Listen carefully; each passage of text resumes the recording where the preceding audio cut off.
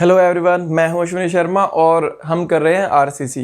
तो अभी तक हम आरसीसी में कर रहे थे शेयर का टॉपिक। तो शेयर के बारे में थोड़ा बहुत जो हमें पता होना चाहिए, थोड़ा आइडिया ले लिया हमने शेयर के बारे में, होती क्या है, डिस्ट्रीब्यूशन कैसा होता है, क्रॉस सेक्शन के अंदर डायग्राम कैसा दिखेगा, अलग अलग जगह पर अलग अलग एलिमेंट्स के अंदर अगर मैं चेक करता हूँ तो मुझे कैसी कैसी फोर्सेस नज़र आएंगी या स्ट्रेसेस नज़र आएंगे हमारे बीम के अंदर। तो कहाँ पे मुझे शेयर के लिए सेव करना है, कहाँ पे मुझे क्रैक्स, कैसे मेरा क्रैक्स का पैटर्न रहेगा, कैसे डायरेक्शन रहेगी, वो सब चीज़ें हम थोड़ा जान चुके हैं शेयर के बारे में। अभी मुझे जो नेक्स्ट चीज़ है वो पता करनी है critical location. Critical location for share. Critical location for share का मतलब, इसका मतलब मैं ये बोल रहा हूँ कि हमारे बीम के अंदर जो हम डिज़ाइनिंग करके चलेंगे तो मैक्सिमम वैल्यू मैं शेयर स्ट्रेंथ की या शेयर स्ट्रेस की वो मैं कितनी लेके चलूँगा, कितनी मैक्सिमम स्ट्रेस हमारे बीम के ऊपर आएगी, तो वो कौन सा क्रिटिकल लोकेशन होगा और जहाँ पे आपकी मैक्सिमम शेयर स्ट्रेस आएगी। ये हम पहले भी थोड़ा सा आइडियाज़ के बारे में ले चुके हैं कि हमारी जो मैक्सिमम शेयर स्ट्रेस आती है जनरली सपोर्ट्स के पास में आती है, बट इसके अंदर भी आपकी कुछ चीज़ें हैं वो उनके बारे में आईएस कोड ने बोला है। क्या बोलता है आईएस कोड, उसको समझने से पहले एक बार हमारे बीम के डायग्राम को देखते हैं, शेयर फोर्स डायग्राम को। तो बीम सपोज आपका कुछ इस तरह से है, ये आपकी सपोर्ट्स हैं, ठीक है। और यहाँ पे मैं क्या करता हूँ, यहाँ पे डायग्राम बनाता हूँ शेयर फोर्स का। एसएफडी आपका ड्रॉ किया गया है यहाँ पे। तो अभी मेरे को शेयर की बात करनी है तो मैं शेयर के बारे में ही डायग्राम बना के चलूँगा यहाँ पे। तो शेयर का जब मैं यहाँ पे एसएफडी बनाता हूँ, शेयर फोर्स डायग्राम, तो वो कुछ इस तरह का नज़र आता है मुझे। तो इस तरह का नज़र आता है, मतलब सेंट्रल स्पैन पे तो आपका सेंट्रल आपका मिड स्पैन है बेसिकली, जो वहाँ पे आपकी शेयर फोर्स क्या मिल रही है, आपको बिल्कुल ज़ीरो मिल रही है, ठीक है। बट जो आपके एंड्स हैं, जो सपोर्ट्स के साथ में आपको देखने को मिल रहा है, वहाँ पे क्या है, मैक्सिमम शेयर फोर्स आपको नज़र आ रही है। तो शेयर फोर्स की वैल्यू जो है हमारी वो मैक्सिमम कहाँ पे नज़र आएगी, यहाँ पे। तो ये सपोज आपकी वी मैक्स है, सपोर्ट्स पे नज़र आएगी हमें वी मैक्स। ये भी क्या है, वी मैक्स ही होगी आपकी, सेम ही है, बस डिफरेंस क्या है, ये नेगेटिव है, ये पॉजिटिव है, सिर्फ इतना अंतर है और कुछ नहीं है। तो वी मैक्सिमम मतलब शेयर फोर्स जो हमारी मैक्सिमम नज़र आती है वो मैंने देख लिया कि हमारी सपोर्ट्स के पास नज़र आती है। बट अब आईएस कोड ने दो आपके प्रोविजंस दिए हुए हैं। दो प्रोविजंस क्या दिए हुए हैं, इसके बारे में क्या बोलता है वो ये बोलता है कि अगर बीम के अंदर हमारे सपोर्ट्स के पास यहाँ पर अगर कंप्रेसिव रिएक्शन आती है, कंप्रेसिव फोर्स आती है बेसिकली, तो यहाँ पे अगर कंप्रेसिव नेचर की फोर्स अगर नज़र आती है, तब मैं इसकी जो मैक्सिमम वैल्यू है वो यहाँ से डी डिस्टेंस दूरी पर जितनी भी वैल्यू होगी उतनी ही मैं यहाँ पर कंसीडर करके चल सकता हूँ मैक्सिमम वैल्यू हमारी शेयर फोर्स की। मतलब सपोज मैं बात करता हूँ, यही जो हमारा केस है, एक जो मैंने यहाँ पे बीम बनाया हुआ है, तो इसी बीम के अंदर अगर मैं चेक करूँ तो यहाँ पर मुझे क्या मिलेगा, यहाँ पर जो हमारी फोर्सेस आ रही हैं कैसे नेचर की हैं, कंप्रेसिव नेचर की।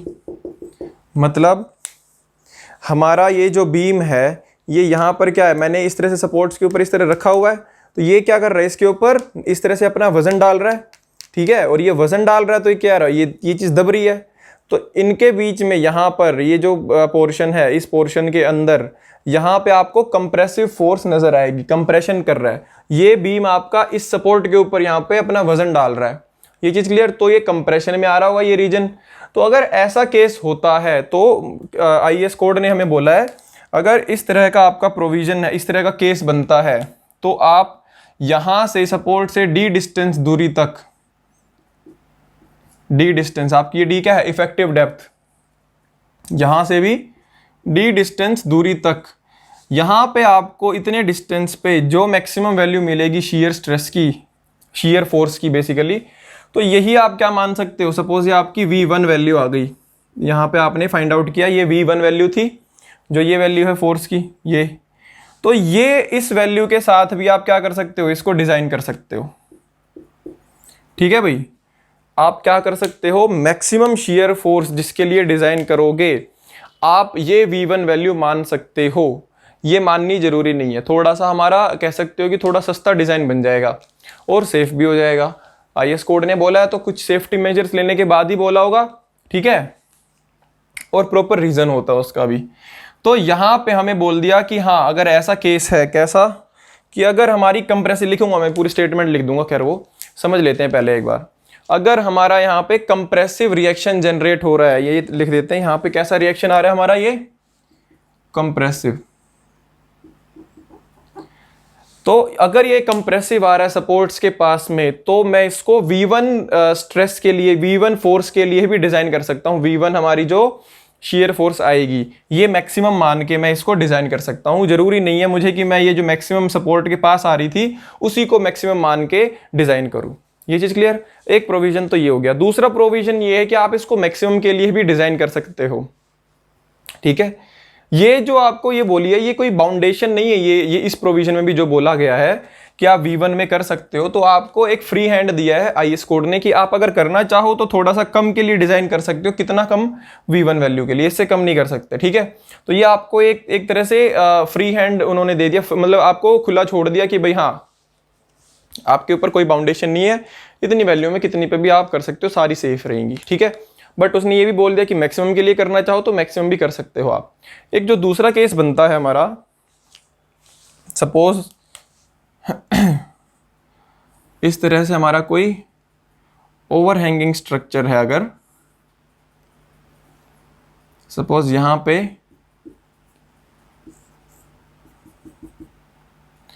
तो यहां पे जो हमारी रिएक्शन आएगी यहां पे सपोर्ट्स के पास में, ये कैसी आएगी, कंप्रेसिव नहीं आएगी। ये चीज क्लियर। अब ये क्या है हमारा, स्पैन था, ये स्लैब है हमारी, ये स्लैब है या बीम है, कुछ भी मान लो, ठीक है भाई। ये बीम जो होगा हमारा यहां पे जो लटका हुआ है ओवरहैंगिंग पोजीशन में है, एक तरह से ओवरहैंगिंग में नहीं है, मतलब लटका हुआ है, आप अभी मान के चलो, ठीक है। इस पोजीशन में आपको दिया हुआ है, यहाँ पे सपोर्ट्स आपके ऊपर है, ठीक है। ये सपोर्ट्स आपकी यहाँ पे फिक्स है, इनके साथ में फिर क्या किया हुआ है, ये बीम आपको यहाँ पे दिख रहा है, ये इस तरह से, या आपने इनके साथ में ऐसे कास्ट किया हुआ है। तो ये नीचे की तरफ, ये कहाँ जाना चाहेगा, नीचे की तरफ, और ये इसको कहाँ रोक रही है, ऊपर की तरफ। तो इन दोनों के बीच में कंप्रेसिव फोर्स नहीं आ रहा। यहाँ पे कैसे क्या लग रही होगी, टेंशन लग रही होगी, तो यहाँ पे क्या आ रहा होगा, टेंशन होगी। अगर ऐसा केस है तो आपको ये पूरी मैक्सिमम शियर फोर्स के लिए ही डिजाइन करना पड़ेगा। ये चीज क्लियर। अगर कंप्रेसिव रिएक्शन जनरेट होता है तो यहां पे आप इसकी वैल्यू जो है यहां पे Vmax जो है कितनी रख सकते हो, Vmax और V1 कुछ भी रख सकते हैं हम, ठीक है। ये चीज क्लियर। या यहाँ पे चलो और कंफ्यूजन ना हो इसलिए यहाँ पे V मैक्सिमम क्या हो जाएगी आपकी, V1, ठीक है। इसके बराबर आप रख सकते हो, या V मैक्सिमम या V डिजाइन इसको बोल दो। V डिजाइन जो हो जाएगी आपकी वो क्या हो जाएगी, V1, या फिर V मैक्सिमम भी हम ले सकते हैं। लेकिन अगर ये केस हुआ तो V डिजाइन जो हमारी होगी वो क्या हो जाएगी, Vmax। ये सपोज मैंने इसके लिए ऐसा ही डायग्राम बना दिया, तो इसकी जो वैल्यू आएगी वो आप मैक्सिमम ही लेके चलोगे। आपको डी डिस्टेंस पे जो कम वैल्यू मिल रही थी उसके लिए यहाँ पे वो आपके पास ऑप्शन नहीं है कि आप कम के लिए डिजाइन कर दो, इसमें आपको पूरी ही लेके चलनी पड़ेगी। तो ये आपके दो प्रोविजंस बोले हुए हैं बेसिकली IS कोड ने कि आपको क्रिटिकल लोकेशन जो है वो क्या माननी होगी किसी भी बीम के अंदर। तो ये स्टेटमेंट लिख लेते हैं यहाँ पे, इसको थोड़ा सा ऊपर लिख देते हैं। V design suppose equals to V1 है यहाँ पे इस केस के अंदर। तो जो प्रोविजंस बोले हुए हैं वो क्या बोले हुए हैं आपको, if the support reaction is creating a compressive reaction,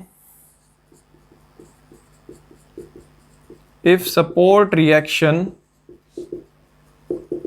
is creating a compressive reaction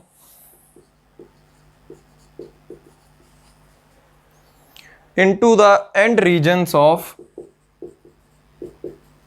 into the end regions of the member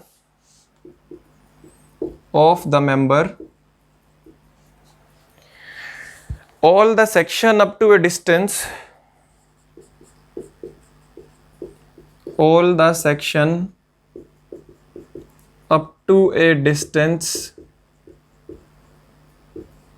d from the support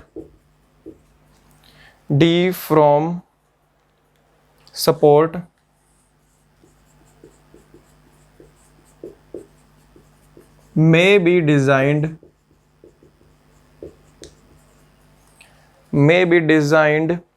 for same shear force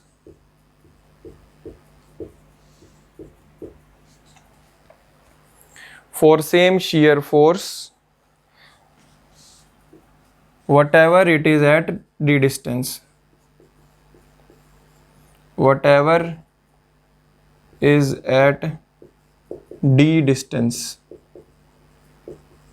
तो देखो क्या बोल रहा है ये, if support reaction is creating a compressive reaction, अगर support reaction जो है, अगर ये कंप्रेसिव रिएक्शन यहाँ पर जनरेट करते हैं into the end regions of member, and regions मतलब कि आखिर के किनारों के साइड पे, यहाँ पे अगर ये कंप्रेसिव स्ट्रेस जो है वो जनरेट करती हैं, then all the section up to a distance d from the support may be designed for same shear force whatever is at d distance, मतलब यहाँ ये जो रीजन है ना हमारा, इसको भी मैं इसी वैल्यू से डिजाइन कर सकता हूँ। मतलब मैक्सिमम वैल्यू मैंने कितनी मान ली, v1, यही v1 मेरी क्या हो जाएगी, v1 वैल्यू ही मैं यहाँ पे सपोज इस तरह से दिखाऊंगा, तो यहाँ पे मैं इसको ऐसे मान लूँगा कांस्टेंट, मतलब एक तरह से इतनी v1 के लिए ही मैं ये वाला रीजन भी पूरा का पूरा डिज़ाइन कर सकता हूँ। ये चीज़ क्लियर सबको, मतलब मैक्सिमम वैल्यू हमने क्या मान ली, v1, ये चीज़ क्लियर। लेकिन यहाँ पे क्या है, दूसरा प्रोविजन हमारा क्या बोला हुआ है, we may design the member for maximum shear force also, ठीक है, that is v design equals to v max। अगर आपका इस तरह का अगर दिखता है आपको स्ट्रक्चर, तो वहां पे आपको मैक्सिमम shear फोर्स के लिए ही डिजाइन करना पड़ेगा। ये चीज क्लियर सबको।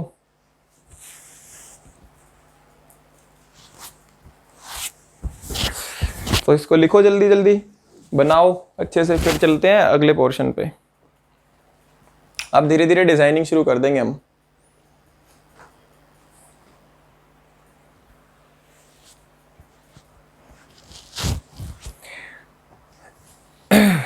अब नेक्स्ट है हमारी फैक्टर्ड शियर फोर्स, एक तरह से। तो दोनों मेथड्स में, WSM में भी और LSM में भी साथ साथ देखते चलेंगे कि WSM में अगर डिज़ाइन करता हूं तो तब कैसे करूंगा, LSM में करूंगा तो तब कैसे करूंगा। सारे डिज़ाइन के पैरामीटर्स हम यहाँ पे साथ लेके चलेंगे।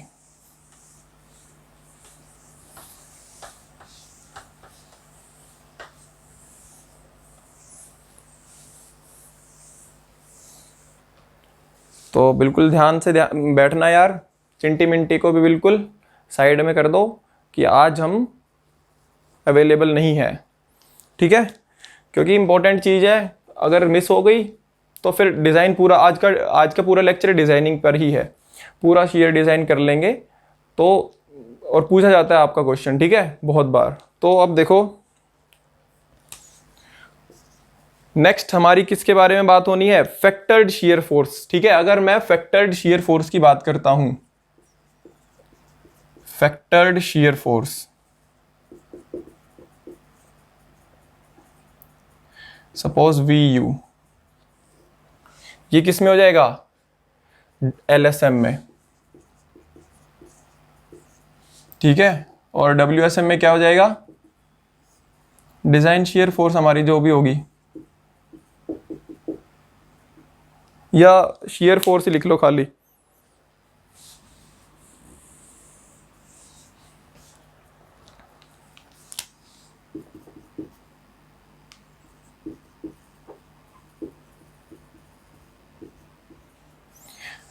तो जब मैं यहाँ पे बात करूँगा फैक्टर्ड शीयर फोर्स की वी यू की, तो मैंने बोला है या तो क्या हो सकती है वी मैक्सिमम, या फिर क्या हो सकती है वी वन, जो मैंने अभी पीछे बताया था आपको।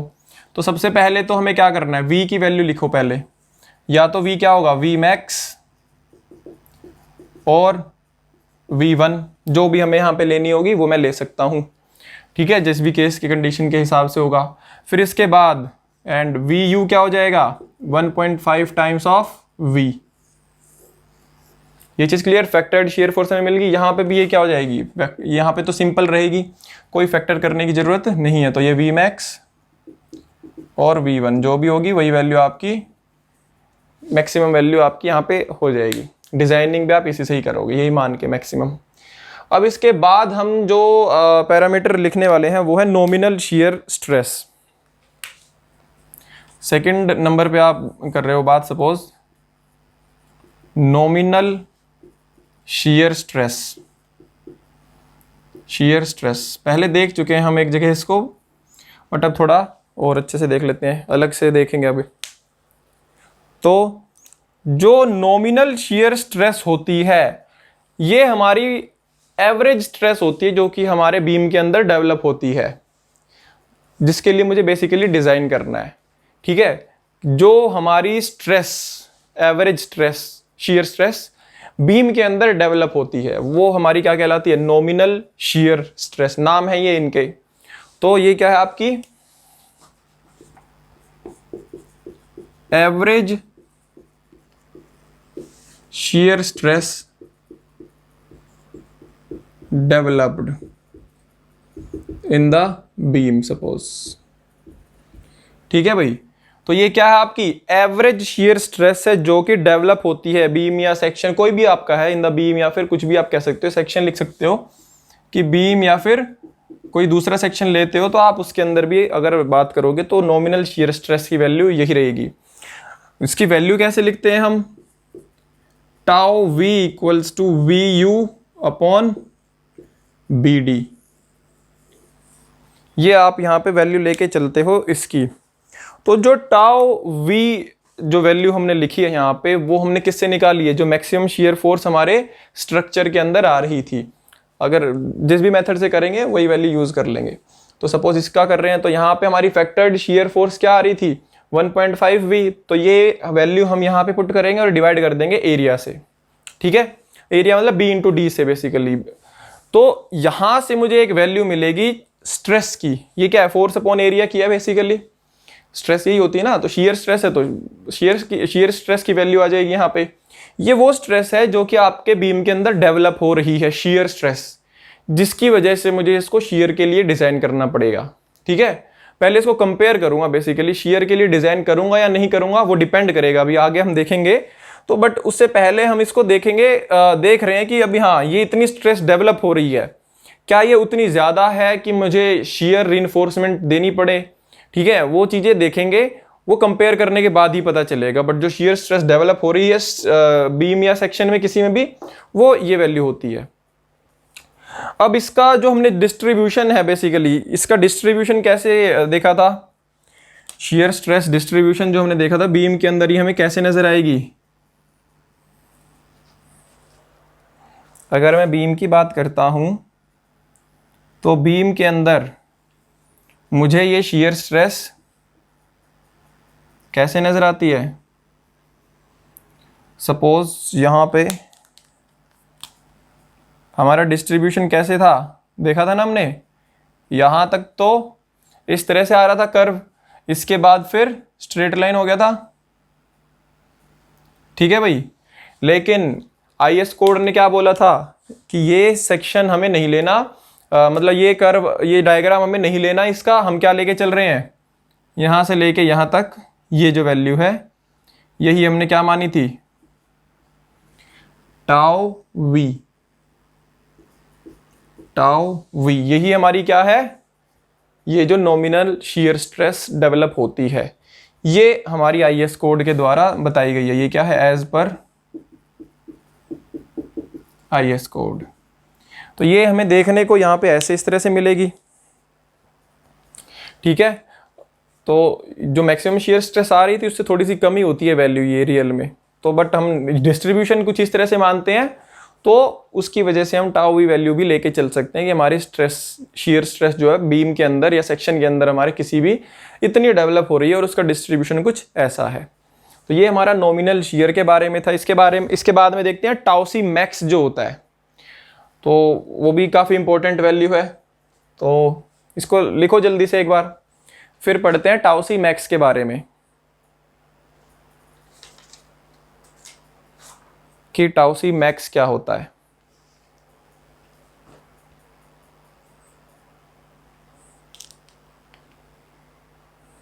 चलो देखो, अब हमने यहाँ पे ये क्या हो जाएगा, V U upon B D. अगर एलएसएम से कर रहा हूँ, ये भी लिख लेना यार, ये भी साथ साथ लेके चलना पड़ेगा। अब एलएसएम से है ये, और अगर उससे करूँगा तो क्या हो जाएगा, डब्ल्यूएसएम से करेंगे तो tau V equals to V upon B D. Factored नहीं आएगा ना उसमें, तो बस ये लिखते चलना साथ साथ।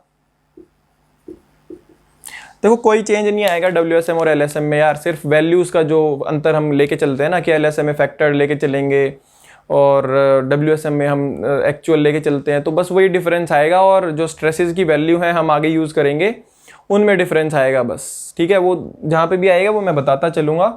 अगर कहीं पे आपको डाउट भी फील होता है तो वहाँ पे आप ये देख लेना कि हाँ हम एलएसएम में इसकी वैल्यू क्या यूज़ करते हैं, वही आपका फॉर्मूले में पुट कर दिया जाएगा। तो इसके बाद हम देख रहे हैं टाउ सी मैक्स की वैल्यू। इसके बाद हमारी है टाउ सी मैक्स, थर्ड है सपोज आपकी tau C max.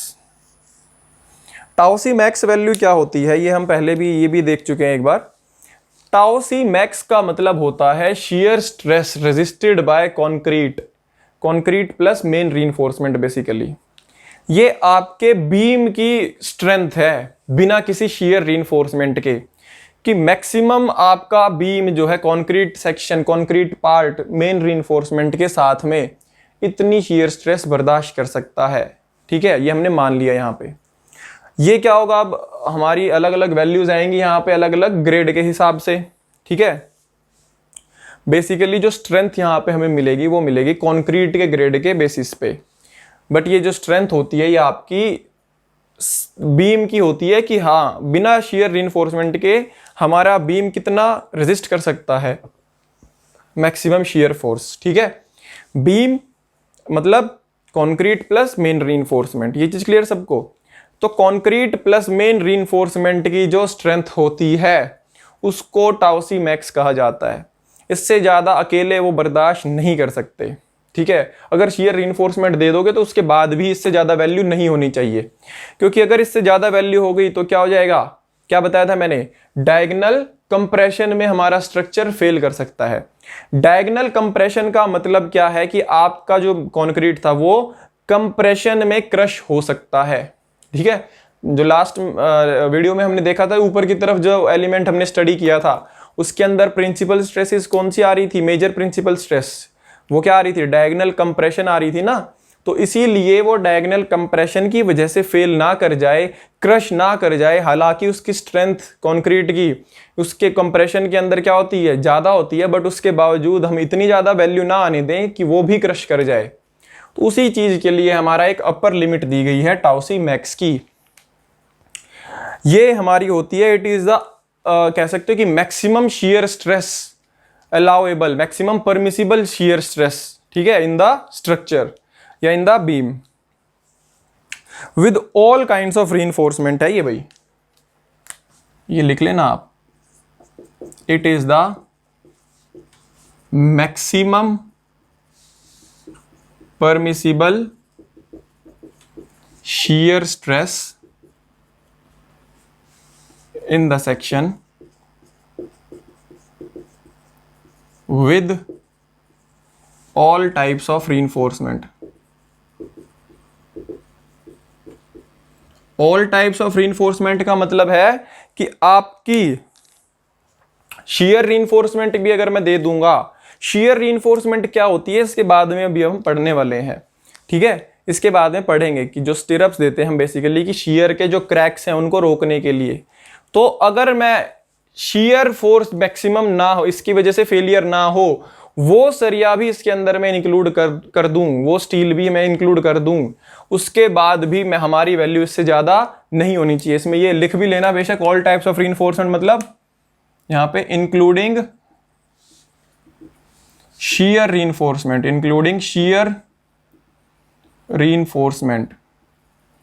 Shear reinforcement को इंक्लूड करते हुए हमारी जो मैक्सिमम वैल्यू है शीयर स्ट्रेस की, वो इससे ज़्यादा नहीं होनी चाहिए। और मैक्सिमम वैल्यू हम कितनी लेके चल रहे थे, टाउ वी, तो यही थी ना हमारी नॉमिनल शीयर स्ट्रेस। तो therefore tau V should not be more than tau C max. और ये रीजन क्यों है, क्यों था ये, to avoid failure due to diagonal compression. ये वर्ड बहुत इंपॉर्टेंट है यार, कि आपकी टाउसी मैक्स, ये काफी बार पूछा जाता है क्वेश्चन कि टाउसी मैक्स की जरूरत क्यों पड़ी, या टाउसी मैक्स जो है आपकी वैल्यू वो कौन से फेलियर की को अवॉइड करने के लिए दी जाती है। तो वो डायगोनल कंप्रेशन की वजह से जो फेलियर आता है उसको अवॉइड करने के लिए टाउसी मैक्स की वैल्यू मेंशन करी जाती है, अपर लिमिट रखी जाती है। ये चीज क्लियर सबको। और टाउसी मैक्स की वैल्यू जो है वो हमारी यहाँ पे टेबल नंबर 20 और 24, ये आपके WSM और LSM के लिए अलग अलग आपकी टेबल दी हुई है IS कोड में, वहां से हमें हर एक ग्रेड के लिए इनकी वैल्यूज मिल जाएगी। कि सपोज आप M20 ग्रेड का कंक्रीट इस्तेमाल करते हो तो उसके लिए आप टाउसी मैक्स की वैल्यू क्या रखोगे, तो वो 2.8 आपकी वैल्यू आ जाएगी वहां से, अगर आप LSM से डिजाइन करते हो। 2.8 न्यूटन पर mm², इतनी स्ट्रेस से ज्यादा आपकी शीयर स्ट्रेस नहीं आनी चाहिए, ठीक है, किसी भी कंडीशन में। ये जिसके मैक्सिमम वैल्यू है, अगर आ जाती है तो आपको रीडिजाइन करना पड़ेगा, दोबारा से रीडिजाइन करो आप अपने स्ट्रक्चर को। ये चीज परमिसिबल बिल्कुल भी नहीं है, ये परमिट करी ही नहीं जाएगी किसी भी हालत में। ये आपकी जो रिकमेंडेशन है ये किसी भी हालत में वॉयलेट नहीं करी जाएगी, तोड़ी नहीं जाएगी। अगर होता है ऐसा काम तो रीडिजाइन ही करना पड़ेगा, और दूसरा कोई चारा नहीं है आपके पास। तो इसके बाद फिर अब देखते हैं हम टोटल शीयर फोर्स। जो टोटल शीयर फोर्स होगी इट इज रेजिस्टेड बाय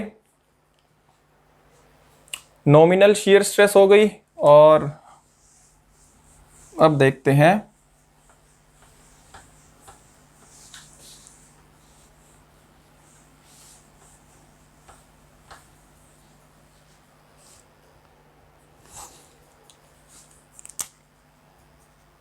ये बहुत इंपॉर्टेंट चीज है जो मैं अभी लिखने वाला हूं, इसमें आप बिल्कुल अटेंटिव होके इस चीज को सुनना यार।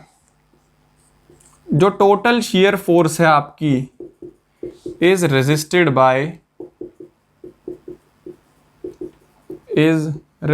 बाय, अब देखो आपके बीम के अंदर या आपके किसी भी सेक्शन के अंदर क्या आया, यहां पे शीयर फोर्स आई। वो शीयर फोर्स आपका कौन कौन सा मटेरियल या कौन कौन सा कंपोनेंट होगा जो कि उसको ले रहा होगा, उसको बियर करेगा, उसको रेजिस्ट करेगा। तो स्ट्रक्चर में ये कौन कौन से कंपोनेंट्स हैं ये आपको पता होना चाहिए। तो कौन कौन से ऐसे आपके कंपोनेंट्स होंगे जो कि इसको रेजिस्ट करेंगे। एक तो कंक्रीट है, वो खुद करेगा रेजिस्ट, कुछ क्षमता कुछ कैपेसिटी उसकी भी होगी। दूसरा मेन रीइंफोर्समेंट, मेन रीइंफोर्समेंट हम उसको बोलते हैं जो कि हम अभी इससे पहले जो पढ़ रहे थे WSM और LSM में, जो हम area of steel in tension, area of steel in compression वो जो निकालते थे, वो आपके मेन रीइंफोर्समेंट कहलाती हैं। जो बेंडिंग के डिजाइन के लिए, बेंडिंग स्ट्रेसेस को रोकने के लिए जो सरिया जो स्टील हम देते हैं उसको ही हम क्या बोलते हैं, मेन रीइंफोर्समेंट। जो हम इस तरह से क्रॉस सेक्शन जब बनाते हैं उसके अंदर यहाँ पे जो सरिये दिखाते हैं, ये जो 4 सरिये दिखा दिए सपोज इस तरह से जा रहे हैं, या जो नीचे की तरफ सरिये दिखाते हैं, सपोज मैं ऐसे क्रॉस सेक्शन बनाता हूँ और मैं ये इस तरह से यहाँ पे 2-3 सरिये बनाता हूँ ना, तो यही आपकी क्या कहलाती है, मेन रीइंफोर्समेंट। क्लियर। तो ये आपके बेंडिंग स्ट्रेसेस को रेजिस्ट करने के लिए दिए जाते हैं, क्योंकि मेजर जो आपका डिजाइन होता है वो बेंडिंग के लिए ही होता है। उसके बाद फिर सारी चीजें ये भी डिजाइन करी जाती हैं साथ साथ। तो वो जो स्टील बार अगर हम दे देते हैं उसको मेन रीइंफोर्समेंट बोला जाएगा। तो कौन कौन सी रेजिस्ट करेंगे एक एक करके लिख लेते हैं। तो सबसे पहला कौन करेगा रेजिस्ट? कंक्रीट।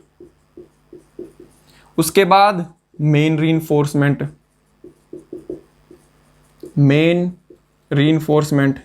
इनके बस की भी बात अगर नहीं रहेगी, इन दोनों से रेजिस्ट नहीं हो पा रही, शियर फोर्स ज्यादा आ रही है, शियर स्ट्रेस जो है वो ज्यादा लग रही है आपके बीम पर, तब मुझे क्या करना पड़ेगा? एक्स्ट्रा जो बच गई है, जो इनसे रेजिस्ट नहीं हो पा रही, उसके लिए मुझे शियर रीइंफोर्समेंट, एक्स्ट्रा जो है स्टील बार वो देना पड़ेगा। उनको बोलते हैं शियर रीइंफोर्समेंट, शियर रीइंफोर्समेंट। तो अब यहाँ पे 2-3 वैल्यूज बताऊंगा मैं, वो बहुत ध्यान से सुनना, कंफ्यूजिंग मतलब मत रखना दिमाग में बिल्कुल भी, क्योंकि आगे हम फिर वैल्यूज के टर्म्स में ही बात करेंगे। आपको पता होना चाहिए कि कौन सी वैल्यू किसके लिए है। तो 3 मेंबर्स ने रेजिस्ट करा शियर फोर्स को। अब हमने क्या बोला? अलग अलग नाम दे दिए कि सपोज अगर यहाँ पर सिर्फ कॉन्क्रीट और मेन रीइंफोर्समेंट अगर रेजिस्ट करते हैं तो इनकी ताकत को मैंने क्या बोल दिया? टाउ सी, कि ये कितना रेजिस्ट कर रहे होंगे? टाउ सी। ये चीज क्लियर? इन पे कितनी स्ट्रेस आ रही होगी वो टाउ सी हो जाएगी। इन्हीं की मैक्सिमम वैल्यू आपकी टाउ सी मैक्स थी, ठीक है। यही दोनों जो मैक्सिमम जितना बर्दाश्त कर सकते हैं, मैक्सिमम अल्टीमेट लिमिट बिल्कुल, वो टाउ सी मैक्स होती है। टाउ सी है कि ये दोनों कितना रेजिस्ट कर रहे हैं फिलहाल, जो आपकी स्ट्रेस इनके ऊपर आ रही थी, तो वो टोटल उसमें से, तो टोटल जो तीनों मिलके करते हैं वो कितनी करते हैं? Tau we.